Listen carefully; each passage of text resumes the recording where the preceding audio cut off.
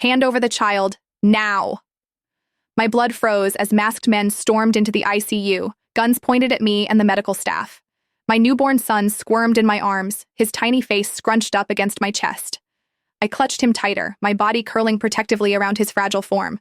I said, hand him over. One of the men stepped forward, his voice muffled behind a black balaclava. Please, I begged, tears streaming down my face. He's just a baby. The sharp sting of a slap cut my words short. My head snapped sideways, vision blurring as rough hands tore my son from my grasp. I lunged forward desperately, my hospital gown tangling around my legs. No, please, give him back to me. The nurses cowered against the wall. Where was security? Where was Callus?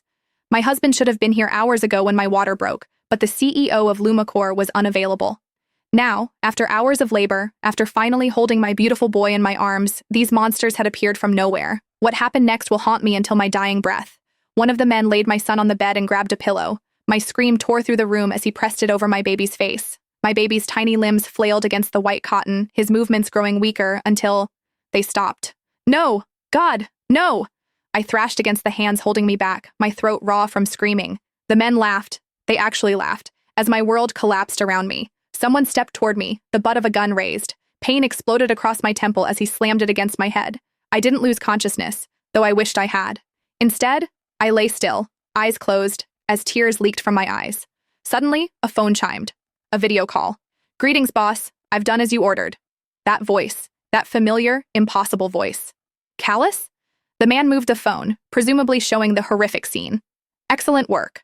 My husband's cool, controlled tone sliced through me like a blade. And Donna? She's unconscious. Perfect. Callus sounded pleased about the murder of his own child. Now all I have to do is gaslight her enough and she'll never be able to live without me. My heart shattered into a million pieces. The betrayal felt so overwhelming that I could barely process it. The father of my child and my husband of 5 years had ordered his own son's murder. Then another voice came through the phone. It was feminine, but very familiar. What are you doing, darling? I instantly realized the voice. It was Hannah Jacobs, his secretary. Why is she calling my husband darling? Just tying up loose ends, honey. Callus's voice softened in a way I'd rarely heard. I've kept my promise. I told you that our son will be the only heir to Lumicore. I've killed that wretched bitch's child. For you. Our son? They had a child together? The room spun around me as I fought to remain still and to keep my breathing shallow with my eyes closed. 5 years of marriage, and my husband was not only cheating, but had started another family with his secretary.